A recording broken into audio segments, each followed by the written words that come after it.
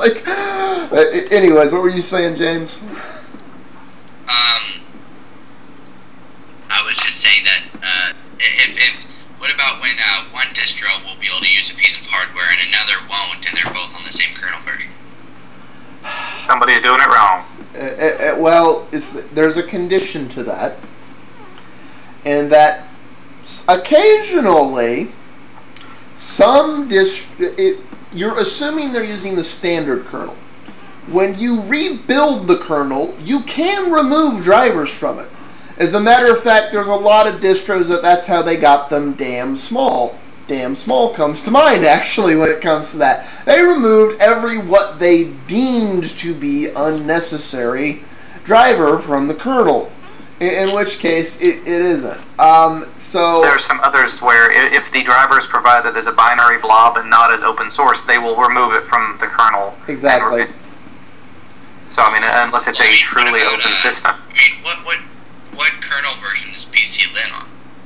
Hold on, let me check. Because I don't remember. Versus Ubuntu, when, I've heard plenty of people say that hardware will work more in PC-Lin than Ubuntu, but I don't think that it has a newer kernel. I know it doesn't. I think it's more, it works out of the box, so you don't really have to do that's the thing. PC-Lin's philosophy is keep it simple. It should just work. Ubuntu has this purist philosophy in which they deliberately don't include some things but they make it semi-accessible. Right. They'll be like, well, we put it in the repo. What do you want? We made a big glaring icon so it pops up and slaps you in the face and says, by the way, there are drivers you can install. Exactly. We just aren't going to do it until you tell us to. Exactly. Whereas PC-Lin tends to include them by default. They don't remove them. They focus more of their attention on keeping that stuff as part of the build rather than focusing on... Because at the end of the day, you can only fit so much stuff on the medium, whether it's a CD or a DVD, whatever you're designing your ISO to be burned to. And some stuff has to come and go. And depending on the distro's overall philosophy, it depends what winds up on the cutting room floor. This is one of the reasons I don't like Ubuntu. By the way, we're on kernel 2.6.32 right now, which isn't the latest and greatest, but it's one of the later, more stable ones. So it's not like it's that far behind either. I think Ubuntu's technically on. Is Ubuntu on 3.4 yet? 35. 35. Okay, yeah. Arch is on 35 with 36 in testing. Yeah, one thing about PC-Lin is they do tend to lag 2 to 3 versions. Fedora's on 35 also. Yeah, they tend to lag a few versions back just because. Well, why they do always have a beta for people who want to screw with it, but their official one tends to be a few versions back for the sake of stability, which isn't necessarily a bad thing, but it in some cases it can cause a lag. I really wish that distros would start moving to DVDs more, at least some of them, because I feel that you could do a lot more thing with that extra space. Yeah, but then you have things like I can't figure out where the space is going. Like a prime example of that is I can't figure out how a distro like PC-Lin that I am amazed that they haven't gone to a live DVD, but I'm also amazed that they somehow fit all the stuff they do, all the out-of-the-box, it just works compatibility on that little live CD, and then you have a distro like Ubuntu that is a DVD, but yet they're always running out of space. I'm like, what? Ubuntu's the running out of space is the CD edition, not the DVD. I've been hearing complaints from the DVD, or is it just the CD as a late? Is it? They're trying to keep the 700 megabytes. It's the CD, the DVD. They do release, I think, a DVD edition. I know Mint does, but they don't have a problem with space on that.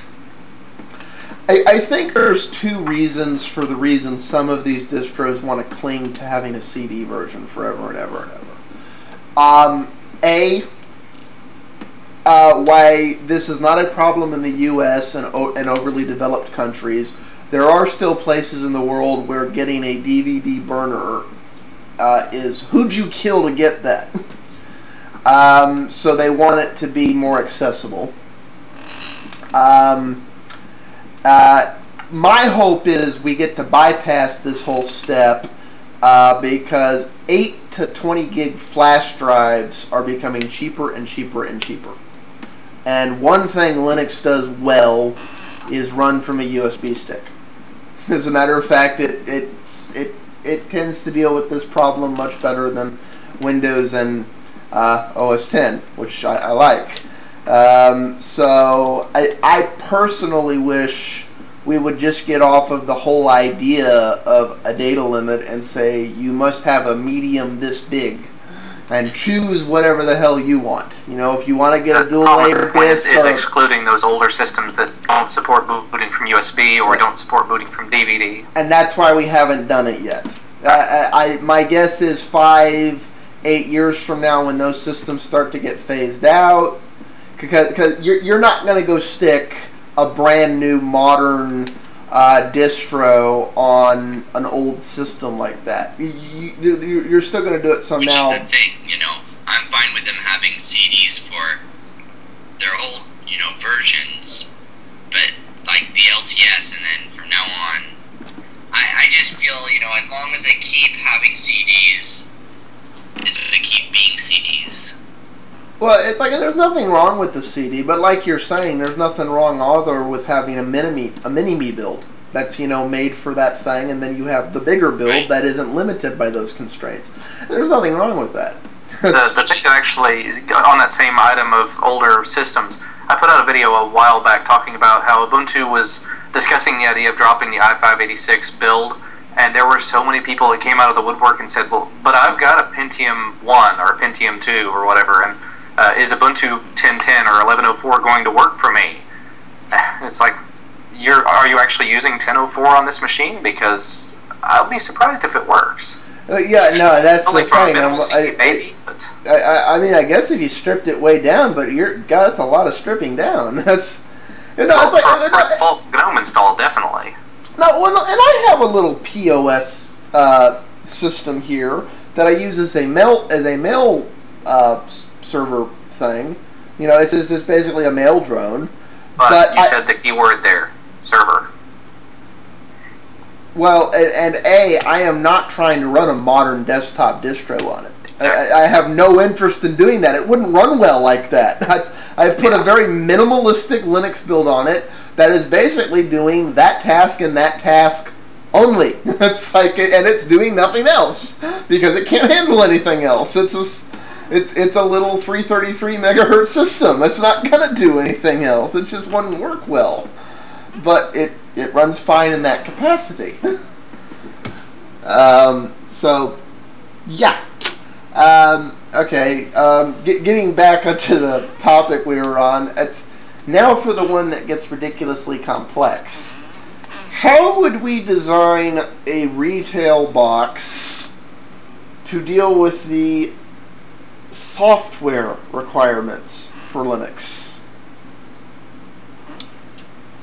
Because that gets a little more complex. It's not so complex you couldn't do it, but by software requirements, you mean dependencies that it would have, or subsystems, or?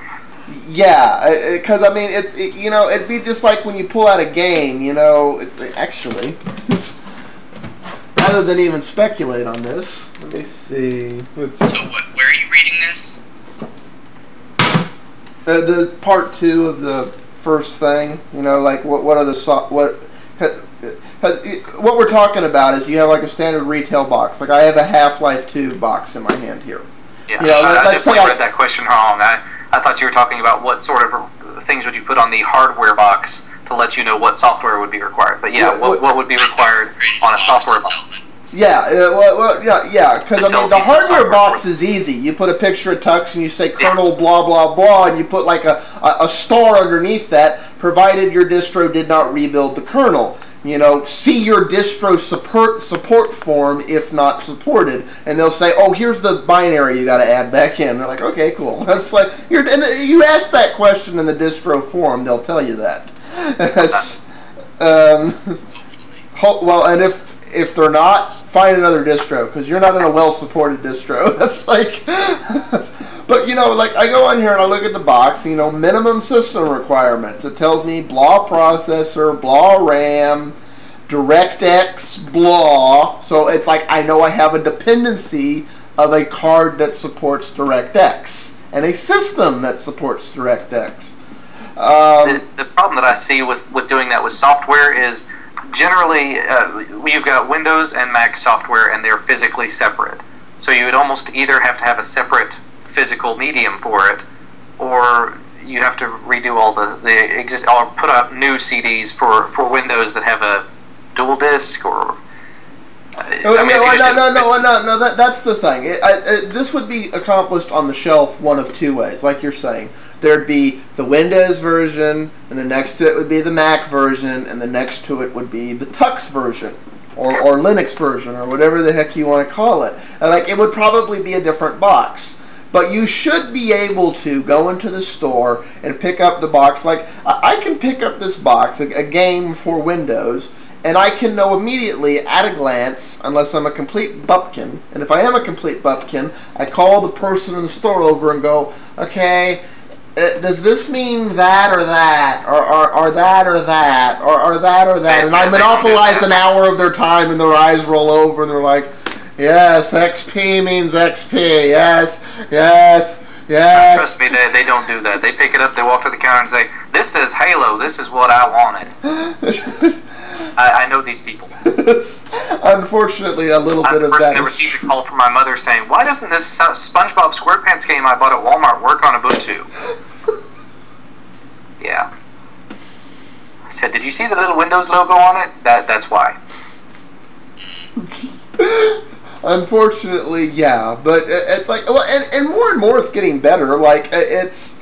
there's a Mac version of Steam now, and because of the way the licensing works with Half-Life 2, if I had OS X, I just download Steam and download Sun, and that's why they need to make their Linux version too and fix that damn problem.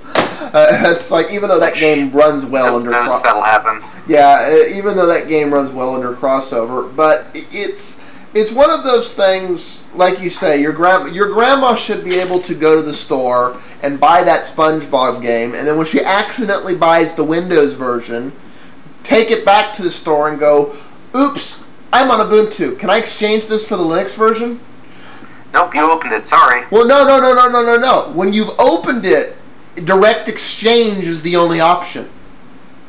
Yeah. So you can't return it, but they will exchange it. So you'd go, oh, I bought the wrong one and I didn't realize. They're like, well, we can exchange it for the right one, but we can't give you your money back because we're convinced you stole it. Like, why would I steal something I can't use? Like, how would I steal something I can't use? I bought a game a couple of years ago for like an Xbox. I took it back because it was either broken or the wrong game or something. They said, well, you can get a different game, but we're going to have to open it before you can leave the store. Yes. Okay. So, well, the reason they do that is so you can't take the unopened one and then come back and return it. Exactly. But, yeah. and then you go to other stores, smaller stores, and say, I bought this game and it sucked. And they say, oh, we're so sorry, here's your money back. That actually happened to me at a GameStop once. I bought a PC game. It was a Spider-Man something. This was back in college. I took it back. The guy said, why did they let you buy that game? It's horrible. Please let me give you your money back. They don't work like that anymore. It's like they're absolutely.